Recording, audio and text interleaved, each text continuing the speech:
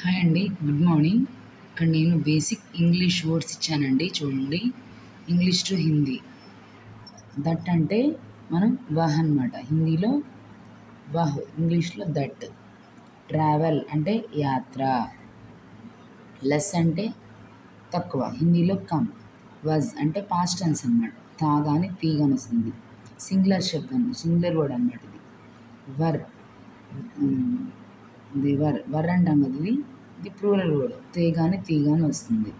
Yam, yam అంటే I'm అంటాం కదా, అయామ్ అయ్యి వచ్చినప్పుడు వస్తుంది యామ్. చివర హూమ్ వస్తుంది అనమాట. ఆర్ అంటే ప్లూరల్, హై వస్తుంది.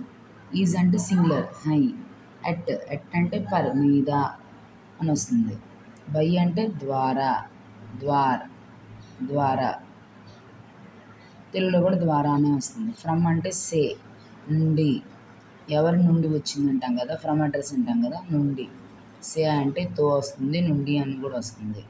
ఎక్కడి నుంచి, అలా అన్నమాట. ఓకేనండి, అర్థమైందండి ఈ బేసిక్ ఇంగ్లీష్ వర్డ్స్. దట్ అంటే హిందీలో వహ్ అని వస్తుంది. ట్రావెల్ యాత్ర. Less come. వజ్ తా తి. వర్ తే తి. Yam whom, are, high, is, high.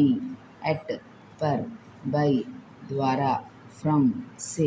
ఇక్కడ చూడండి, వజ్ ప్లస్లో తా తీ ఉంది కదా, సింగులర్లో వస్తుందండి. వర్ అంటే తే, పుంలింగ్ అయితే అదే మేల్ జెండర్ తే వస్తుంది, ఫిమేల్ జెండర్ ఇది తీ అనే వస్తుందండి. ఇక్కడ మేల్ జెండర్ తా వస్తుంది, ఫిమేల్ జెండర్ ఇది తీ అని వస్తుంది.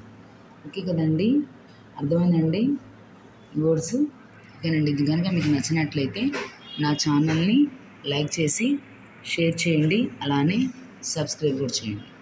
Thank you, keep watch it. మీకు ఏమైనా డౌట్స్ ఉంటే కామెంట్ బాక్స్లో కామెంట్ కూడా చేయండి.